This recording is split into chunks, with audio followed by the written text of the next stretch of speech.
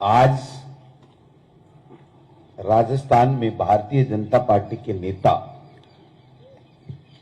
अपने आपस के वर्चस्व की लड़ाई में 20 लाख युवा बेरोजगारों के भविष्य के साथ खिलवाड़ कर रहे हैं।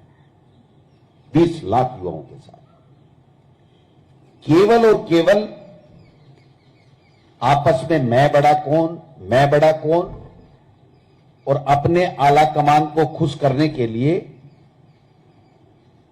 किरोड़ी मीना जी और सतीश पूनिया जी दोनों राजस्थान के युवाओं के हितों के साथ में कुठाराघात कर रहे हैं।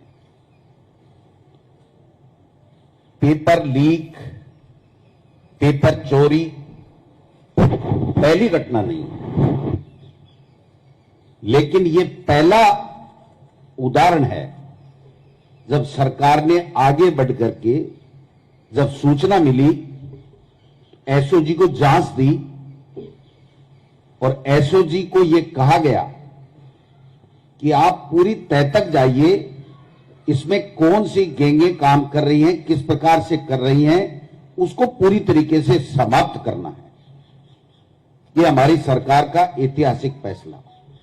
पहली बार राजस्थान में जो कर्मचारी संलिप्त पाया जाएगा उसको बर्खास्तगी का निर्णय किया गया।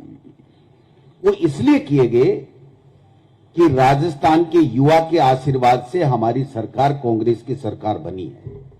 उस युवा को जो हमने हमारे जन घोषणा पत्र में कहा था कि हम आपको रोजगार देंगे, नौकरी देंगे, उस नौकरी की दिशा में हम हमारे 3 साल में उनके 3 साल से ज्यादा नौकरियां दे चुके और आगे उनकी 5 साल में जितनी नौकरियां दी उससे हम कहीं ज्यादा नौकरियां देने वाले हैं। 3 साल में गुड गवर्नेंस के कारण से ये लोग किसी भी बात का मुद्दा नहीं बना पाए और सरकार गिराने का षड्यंत्र किया, वो औंधे मुंह गिरे। उससे बौखलाए हुए दिल्ली में बैठे हुए भाजपा के नेता अमित शाह जी, मोदी जी और उसके साथी, और यहां पर 2 ग्रुप बल्कि 3 ग्रुप हैं। वसुंधरा राजे जी का ग्रुप, सतीश पूनिया प्रदेश अध्यक्ष है उनका ग्रुप, और किरोड़ी मीना जी एकला चलो रे अपना ग्रुप।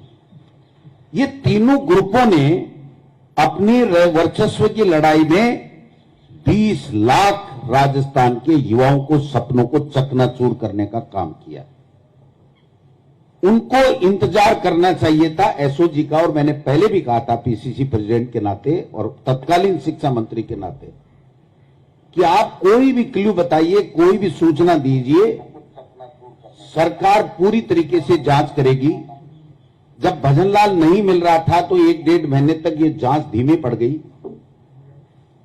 मैंने माननीय मुख्यमंत्री जी को आकर के कहा, इसी लोन में हम बैठे थे, कि मुख्यमंत्री जी युवाओं के कारण से हम लोग आए हैं। युवा ये महसूस करता है कि इस जांच को पूरी तह तक ले जाना चाहिए। इन्होंने तुरंत टेलीफोन उठाया और अशोक राठौड़ जी को कहा कि यह जांच आगे क्यों नहीं बढ़ रही है। उन्होंने कहा भजनलाल बिश्नोई हमें मिल नहीं रहा है, हम लगा रखे हैं आदमी, जो ही मिल जाएगा हम इसकी तह तक चले जाएंगे। इनको इंतजार करना चाहिए था, और अगर एसओजी ये कहती कि बड़े लेवल के ऊपर हुआ है तो स्वतः ही सरकार निरस्त कर देती। अगर एसओजी 100 जगह, 200 जगह, 300 जगह की कोई बात करती तो उसके बाद में उस तरीके से सरकार फैसला करती। लेकिन इनको 3 साल में एंटी कमेंसी पैदा नहीं कर पाए। 25 में से 25 सांसद 1 रुपया दिल्ली कोड़ी ला नहीं पाए राजस्थान के विकास के लिए।